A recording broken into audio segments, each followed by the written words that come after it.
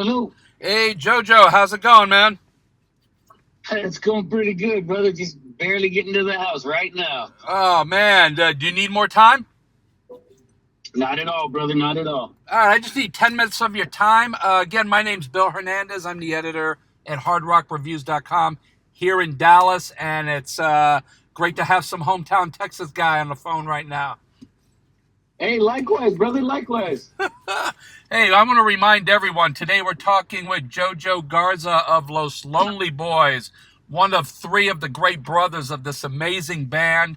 And you guys are performing at the Longhorn Ballroom in Dallas on 3/15, March 15th. And we're just very excited. You know, I've been covering bands and interviewing bands for 31 years, and I've never caught your guys' live show. So I'm super Oh, stoked. wow.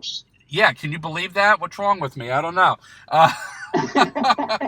We actually just relocated our offices from Fort Lauderdale, where we were for 31 years, to here in Dallas, Texas. And let me tell you, we're loving it here. The music scene is insane. We just love it. So now that I'm here in Well, Dallas, congrats and welcome, brother. Welcome. hey, thank you. And being that you guys are from Texas, I think that's what brought me here, man, just to come out and see you guys live. So we're very excited. That's nice. You could have just came to a show, but that's great. Hey, man, I moved the whole family, man. Hell with it. And it's going to be worth it. I know it is. And let's just remind everybody, Los Lonely Boys, man. I mean, you guys are from San Angelo, Texas, and you do a Yes, style sir. of music that you guys call Texican rock and roll, man. I love that. I hope you patented that word, man, because that's cool. And basically, it's just combining elements of rock and roll, Texas blues, brown-eyed soul, country, Tejano music. I mean, it's a nice mix of everything. And when you put all that together, man, that's what comes out in your music. Yeah, well, for us, what it was really about at first was uh, the record labels wanted us to, like put ourselves in a genre of whether we were pop or rock or what we considered ourselves country and all this stuff. And we told them, look, man, the truth of the matter is we don't believe in that type of thing, even though that's a big thing happening in the music industry. Sure. We don't really believe in segregation of music Mm-hmm. because not only does it separate music, but it separates people. Sure. Yep. And for us, we were like, first off, we're from Texas and we are of Mexican heritage, way back when or whatever. And we said, they went ahead and categorized us as pop or pop rock or something like that. But we just kept telling everybody over the years that it's Texican rock and roll because we never wanted to solidify or limit ourselves to just one genre of music. And if you listen back from the get-go, you'll recognize that Los Lonely Boys, we really don't just have a genre or style of music. Stylistically, it's without style and therefore with any style. Yeah, no, I totally Kind of agree. like that Bruce Lee thing, Yeah, exactly. Oh, that's a good way to put it, man. Absolutely. Mhm. Now you were mentioning your Mexican heritage. I mean, your family's musical legacy also runs deep. You know, starting with your father, and he had a band and all that. And That's right. how has that heritage shaped the way you approach songwriting and performing today? Well, first, I'd like to just mention really quickly that just recently I was visiting our uncle in our hometown, Snyder, Texas, Mm-hmm. and he showed me a picture of his grandfather. And I remember stories of our dad telling us that it was his grandfather and his uncle that taught them to play. Mm. And so my grandma's side, which would have been my great grandfather from my grandma's side, he's the reason that any of us know music because he learned his grandsons, how to play. And I was, I had grown up hearing these stories, but seeing the picture of him just recently, and not only that, he's holding a bajo sexto in his hands in this picture. And my uncle was telling me he's the reason that any of us know how to play. And so, yes, us growing up, our dad is the biggest influence musically, and his brothers as well. But believe it or not, our mom and her side of the family were also very musically inclined. Her dad and brothers had a band as well, Oh man, it's and amazing. and so music has been in our family since, like I said, it would be my great grandfather. And even on my mom's side, I remember her saying that her grandfather was playing accordion or accordion as well. And so it's been going on for a few generations, man. For Los Lonely Boys, we kind of we came into this place, and it was like we didn't really have much of a choice. We were going to learn the music because that was part of our family. Our mother's a great singer. She was a great singer as well as just a phenomenal dancer, and so music and anything music related has been in a big part. I mean, it's been our lives since we've been here, man, and we're doing the same with our kids, man. We've passed it down to the next generation already, and you can clearly see that with bands like, Henry's sons have their own band.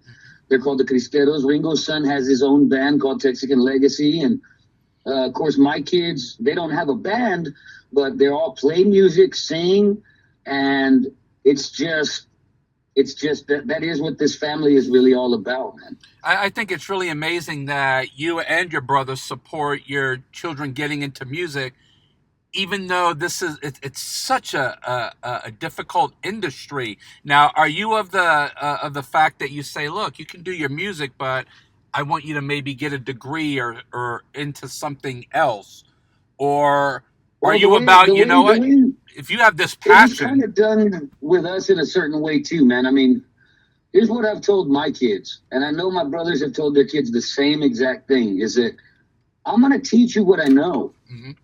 I'm going to teach you what I'm good at, what I'm best at, not just music, but as far as like myself, like I teach my kids how to use hammer and nails. I teach them, about physical education and physical health and things like that too. And I just tell them, look, I'm going to teach you what I know. And if you like it, you'll do it Right. because I won't have to force you to do anything. You'll just do it because it's something that you're into. Yes. And so the support is definitely there. Trying to get the younger generation to understand that it's not all glitz and glamour and, spits and giggles going through this type of lifestyle, because what we tell them is, look, if you get married young and you have kids young or anything like that, that's going to make it really difficult because Sure. you're going to miss home a lot and you're going to miss your family, blah, blah, blah. And so we paint that picture, the picture of reality along with it, because as much as we love what we do, over the years we have missed a lot of time at home, man. And it's just the way the word we use is a lot of sacrifice, man. And so they're very, they're well aware of that. And they still make their choice to be able to do it or not. And so as far as degrees and things go like that, it's actually the same thing. I say, look, if you want to go to college, and get some kind of degree, that's totally up to you, because I'm not going to sit here and pretend or be some kind of hypocrite, because I didn't even graduate. We didn't even graduate high school, and Yeah.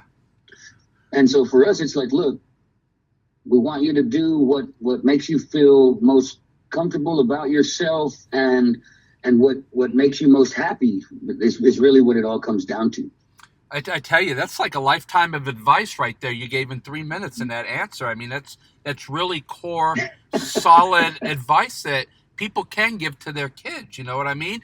And I think that's a blessing of you passing that on to your kids. Look, I'm going to teach you all the things I know, and out of all of that, you're going to find something that you like, and you're going to enjoy it, and you're going to go out and pursue it. And while you're doing it, if you have any questions, you can come back to me, because these are the things that I already gave you with experience, and now you're out there trying to build it up for yourself. So I'm always here for you with that, and I think Absolutely, I think brother. that's just amazing, man.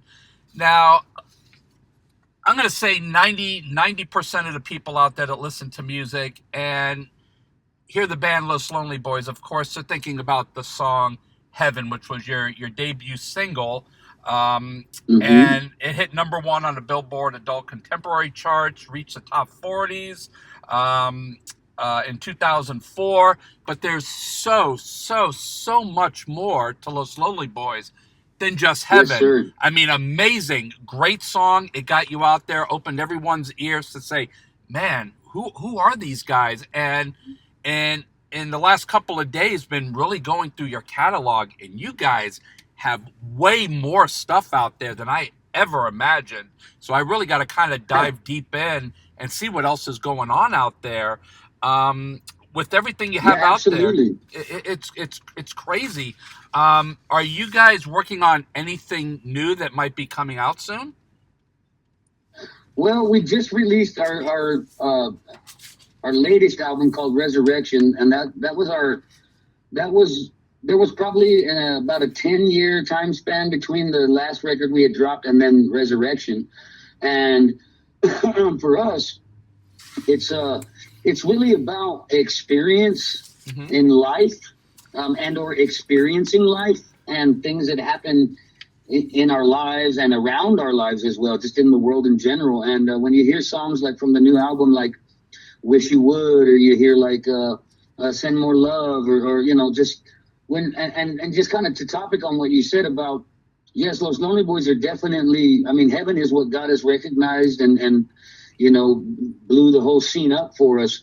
But yes, man, it's really nice to hear that somebody like yourself saying that there definitely is a lot more to Los Lonely Boys than just that. And one of the things we always tell people is, look, we enjoy making albums, we enjoy recording music and things like that, but we're really a live band.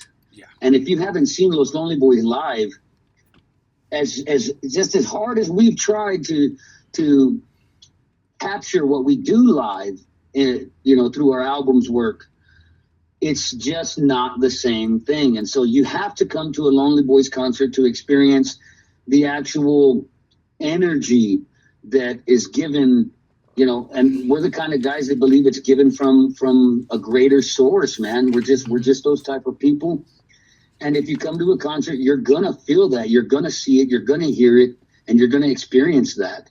And for us, and what I'm getting to is that recording new music or making new music is always something we're doing because it's just part of our lives, man. I mean, we wake up, we give thanks, we eat our food, we do our things like everybody else. But man, throughout that day, believe it or not, we're sitting either at a piano or a guitar or a set of drums or a bass and writing something, or just sitting and coming up with lyrics, man. Because you asked a second ago, how has growing up in a musical family, how has that influenced our ability to create? Yeah. I mean, it's like breathing for us, man. It's like drinking water. It's like eating. It absolutely is part of our everyday living. And so we're not in the studio at this particular moment in time, like as a full band, but like I said, we're constantly always coming up with things. And you can always rest assured, as long as those Lonely Boys are alive, there is definitely something in the works. Nice. Now, in your songwriting process, because you're three brothers, do you guys get together and write, or do you just have little ideas that you write down, or maybe you have a guitar riff or something on the piano that you record and then you send it their way and they listen to it, add a little to it? So do you write separately or do you write together as a whole? Yeah, so it varies. We absolutely write together as a whole, and we write independently as well. It's just something that over the years, you move on into your own house and your own family and life and things. And so getting together isn't as easy as it used to be. Sure. When we all lived in the same house. And so, early on we were always writing together because we were just there all the time. And now we have the ability to be able to send tracks via internet and things like that. And so this album Resurrection that we just released about a year and a half ago, 2 years ago or something like that, that was done with we did some writing together, but a lot of it was also done just going through the digital airways, if you will. And it was a great experience too, man, to be able to kind of hop on that wave of technology and the way things are in this industry now too. we're just still for us, man. It's taking things one day at a time, and if a song requires each one of our presence to be there, in person, in the flesh, then we'll definitely do that. Because sometimes you can just feel that that's the way it's got to be written. Sure. And Los Lonely Boys don't really force too much upon ourselves. We tried doing that back in the day, and it's a little bit hard. And so this goes back to me saying experiencing life for us. It's about living, and that's how songs are created for Los Lonely Boys. Sometimes we write songs just for fun, like we got a song called Supper Time or 16 Monkeys or, songs like that where we're just writing for fun. But for the general, most part, music for Los Lonely Boys it's generally something we've lived or experienced. Now, myself, and of course, I'm sure your fans think the same way, but when I think of Los Lonely Boys, I think of heart and harmony and family. What do you hope the band's legacy will be 20 years from now? I'm glad you asked that question, man, because I've recently, it seems like in the last few years of our lives, and I'm speaking about myself here, doing interviews and talking with people, that question has been coming up a lot. And really, and I mean, I feel like my brothers would agree with me. So yeah, I feel like it's safe to say that I can speak for all of us when I say Los Lonely Boys. Honestly, the truth is, it's not a legacy about ourselves that we want, or let me rephrase it. It's not a legacy about us that we would like to be remembered by. Well, the way we feel, honestly, is that we'd be much more happy and content with the idea of a legacy that sort of erases who and what we are visibly, physically, to the eye, to the ear. And we would like people to more or less experience who we call the Father of all things, the creator of all things in existence. Yes. A legacy that can remove yourself is something greater. And we feel like if people listen to Los Lonely Boys, they watch Los Lonely Boys, and they feel the experience of this energy, it would be more suiting to us as the individuals we are. I'm talking.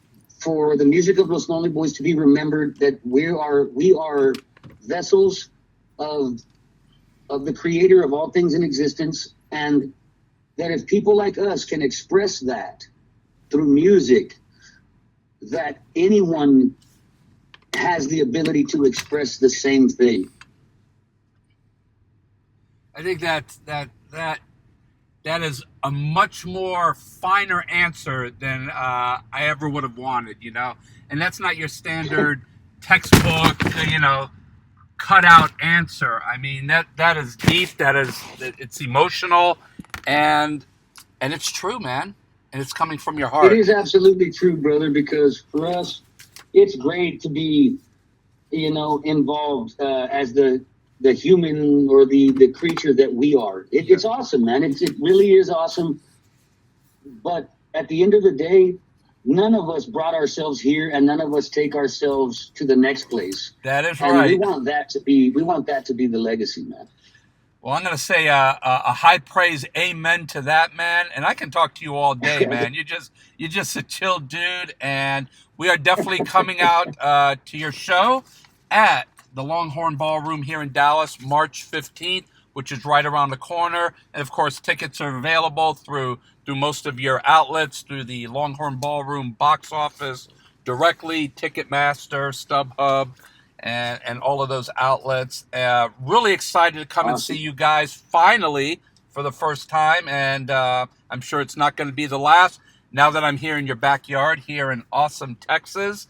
And we love to do giveaways on Hard Rock Reviews, and I wanted to ask you, if we brought a guitar to the show, would you guys sign it so we could do a giveaway to a lucky fan? We would absolutely enjoy that. Yeah, let's do that, man. All right, wonderful. All right, I'll see you guys in March at the Longhorn Ballroom.